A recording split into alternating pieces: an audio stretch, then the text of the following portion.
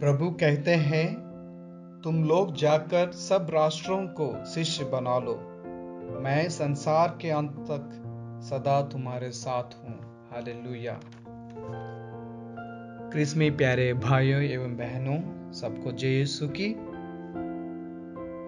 आज हम प्रभु यीशु का स्वर्गारोहण का पर्व मना रहे हैं।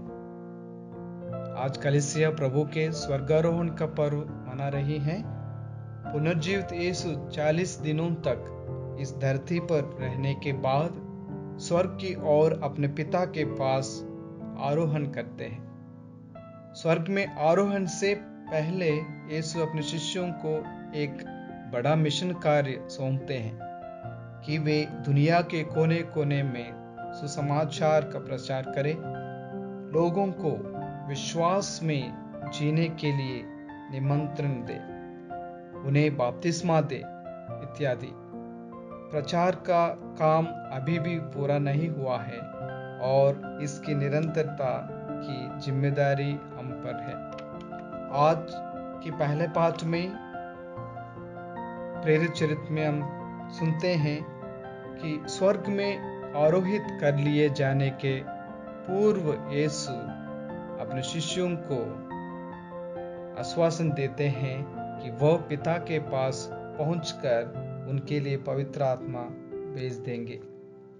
और दूसरी पाठ में संत पौलुस कहते हैं, एफिसियों के नाम संत पौलुस का पत्र में हम सुनते हैं कि महिमामय पिता ईश्वर ने पुनर्जीवित यीशु मसीह को सारी मानव जाति का शीर्ष नियुक्त किया है और उन्हें अपनी महिमा और सामर्थ्य प्रदान किया है।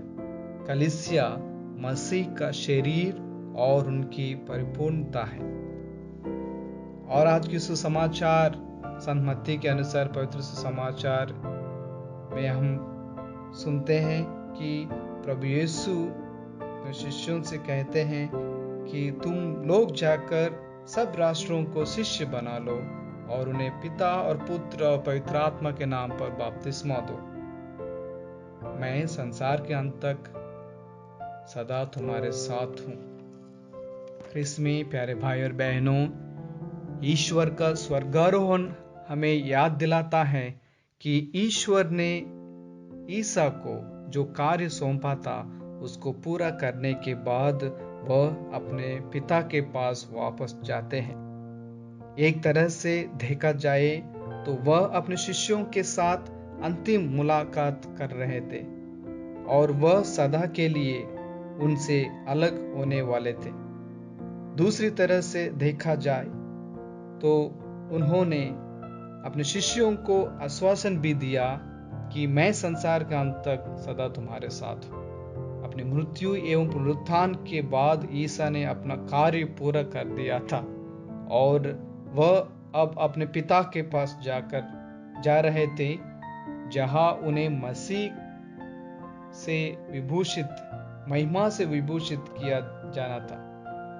ईसा का काम तो पूरा हो चुका है, लेकिन मुक्ति का जो कार्य उन्होंने शुरू किया था उसे आगे बढ़ाने का दायित्व वह अपने शिष्यों को देते हैं और कहते हैं, मुझे स्वर्ग में और पृथ्वी पर अधिकार मिला है, इसलिए तुम लोग जाकर सब राष्ट्रों को शिष्य बनाओ और उन्हें पिता, पुत्र और पवित्र आत्मा के नाम पर बपतिस्मा दो। पिछले 2000 वर्षों से प्रभु यीशु के अनुयायियों ने एवं उनके उत्तराधिकारियों ने संसार के कोने कोने में जाकर सुसमाचार का प्रचार किया, क्योंकि जीवंत यीशु मसीह अपने आत्मा के द्वारा कलीसिया में विद्यमान है। वो पवित्र आत्मा हर मानव को विशेष रूप से विश्वासी को आध्यात्मिकता की ओर ले जाता है। आज भी यदि कलीसिया जीवित एवं सक्रिय है तो वह पुनर्जीवित ईसा के आत्मा द्वारा कार्य रहा है। यीशु हमें याद दिलाता है कि हमारी भावी महिमा किस प्रकार की होगी। जैसे पिता ईश्वर ने उन्हें मृतकों में से पुनर्जीवित करते हुए अपने दाएं बैठा दिया और महिमान्वित किया, वही पिता हम में से हरेक को महिमान्वित करेगा।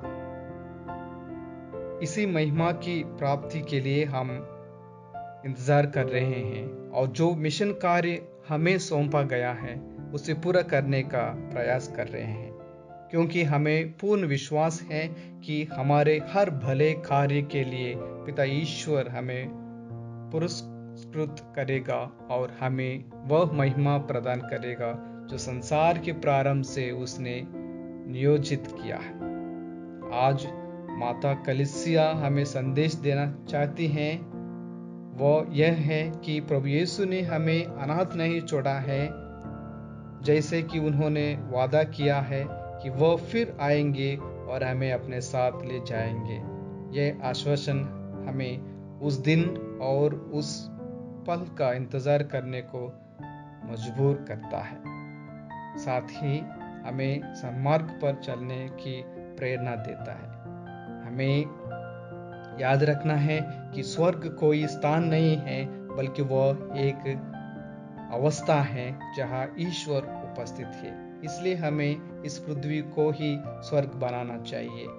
इसलिए सबसे पहले हमें अपने अंदर की हर बुराई को निकालकर दूर करना चाहिए, जैसे स्वार्थ, अहंकार, ईर्ष्या, द्वेष, घृणा, कामुकता आदि को जड़ से नाश करना है और हमारे घर, परिवार में, पड़ोस में एवं समाज में प्रेम, न्याय एवं शांति के वातावरण को स्थापित करना चाहिए।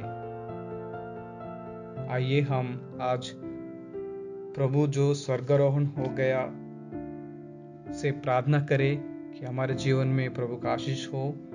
इस कोरोना महामारी से हम सभी लॉकडाउन में हैं, घरों में रहकर प्रार्थना कर रहे हैं, ऑनलाइन में मिसा बलिदान में भाग ले रहे हैं और इस मई महीने में महामारी की जो माला विनती हम करते हैं, हर चीज़ों से हम प्रभु से निवेदन करें कि हर एक व्यक्ति जीवन प्रभु का आशीष हो। विशेष रूप से जो कोरोना महामारी से पीड़ित है, बीमार लोगों की प्रार्थना करें कि प्रभु उन्हें चंगाई प्रदान करे। और आप सबों को भी प्रभु स्वर्गारोहण का महोत्सव का शुभकामना देता हूँ। प्रभु आपको आशीष दे। पिता और पुत्र और पवित्र आत्मा के नाम पर आमीन।